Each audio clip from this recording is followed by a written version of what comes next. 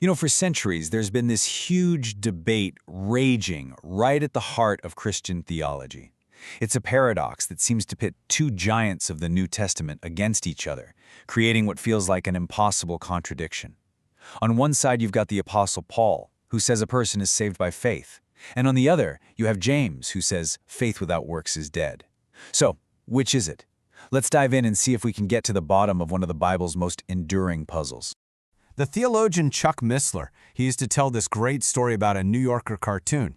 It showed a church with a big sign out front, advertising things like 24 fewer commitments and only 8 commandments. Your choice. And yeah, it's funny, but all good humor has a little bit of truth to it, right?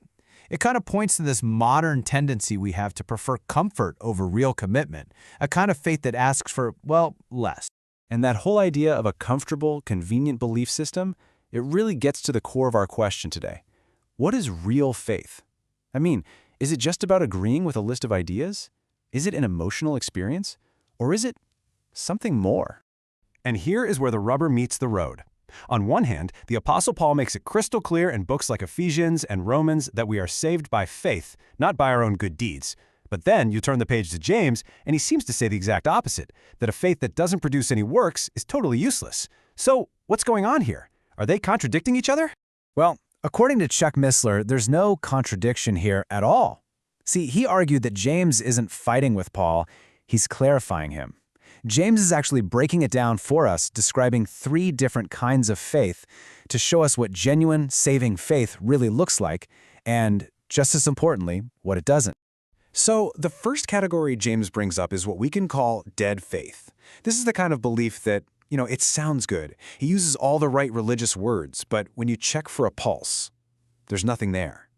And the crucial point here is, this type of faith is pure lip service. It's knowing the lingo of Christianity. You know how to talk about prayer and worship and testimony, but it's a faith that just substitutes all those words for actual, authentic deeds.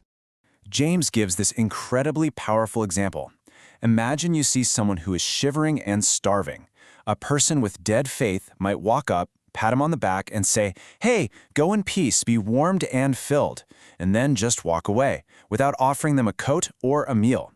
Their words are totally hollow, totally useless. That, James says, is exactly what dead faith is. Okay, so for the second category, James does something, well, deliberately shocking to make his point. He wants to blow up this idea that having the correct intellectual beliefs is the only thing that matters. So he introduces us to demonic faith. Now, this is a pretty stunning thought when you stop and think about it.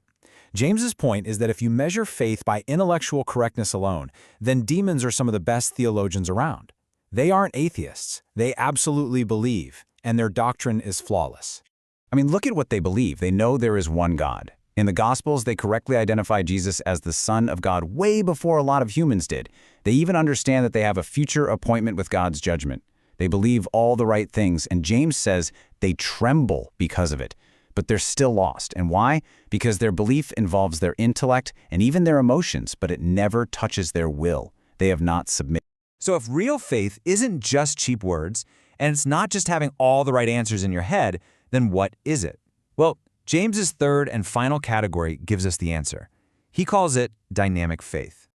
Dynamic faith is an active trust that engages your whole person. Your mind understands the truth, your heart desires the truth, and, this is the critical part, your will acts on that truth. It's a confidence in God's word that is so real, it inevitably, naturally leads to a changed life and obedient act. To show us what this looks like, James gives 2 incredible and totally opposite examples. First, Abraham, the revered patriarch of Israel. His faith was proven when he obeyed God and was willing to offer up his own son, Isaac. Then James points to Rahab, a Gentile prostitute. Her faith was proven when she risked her own life to hide the Israelite spies. One was a respected insider, the other a marginalized outsider. And what's the point? Genuine faith is about obedience, not your social status or your background. And this all leads to a crucial summary from Chuck Missler that completely reframes the whole idea of faith. So many people think faith means believing something without any evidence, like a blind leap in the dark. But that's not it at all. Real dynamic faith is trusting God enough to obey Him, even when the consequences look terrifying. Abraham was ready to lose his son. Rahab was ready to be executed as a traitor. That's obedience in spite of the consequences. So let's bring this all together. We've got dead faith, which is just words. We've got demonic faith, which is correct belief without submission.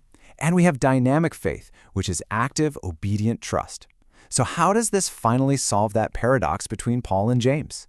You know, the reformer John Calvin summarized it just perfectly. Paul is absolutely right. We are saved or justified by faith alone. That is the root of our salvation. But James is also right. The kind of faith that actually saves is never alone. It will always, inevitably, produce the fruit of good works. Works are not the cause of salvation, they are the evidence of it. And that leaves us with one final, challenging question to think about. It's a question that cuts through all the theology and makes it deeply personal.